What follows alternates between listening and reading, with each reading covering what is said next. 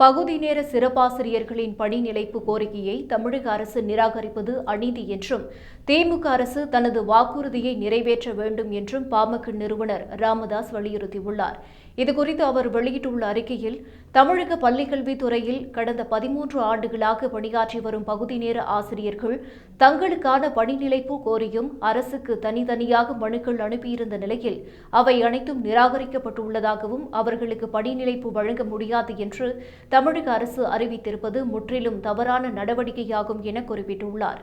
2012ஆம் ஆண்டு அரசு பள்ளிகளில் 8ஆம் வகுப்பு வரை படிக்கும் மாணவர்களுக்கு ஓவியம், கணினி, தையல், உடற்கல்வி போன்ற பாடங்களை கற்பிக்க பகுதி நேர ஆசிரியர்கள் மாதம் 5000 ரூபாய் ஊதியத்தில் பணியமர்த்தப்பட்டனர்.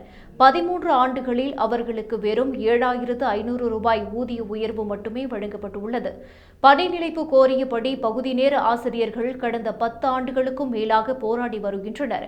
அவர்களின் கோரிக்கைகள் ஏற்கப்படாமல் இருப்பது மிகவும் வேதனையானது. திமுக தனது 2021 தேர்தல் அறிக்கையில் 181வது வாக்குறுதியாக 10 ஆண்டுகளுக்கும் மேலாக பணியாற்றும் பகுதி நேர ஆசிரியர்களை பணி நிலைப்பு செய்வதாக அறிவித்திருந்தது.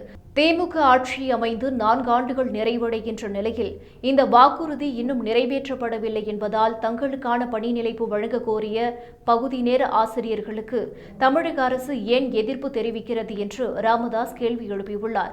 13 ஆண்டுகளாக மிக குறைந்த ஊதியத்தில் பணியாற்றிய பகுதி நேர ஆசிரியர்கள் வேறு வேலைக்கு செல்லும் வயதை கடந்துவிட்டதால் அவர்களுக்கு பணி நிலைப்பு வழங்குவது மிக அவசியம். இது மனிதநேய அடிப்படையிலும் அரசின் நேர்மையான செயல் என்றும் அவர் கூறியுள்ளார்.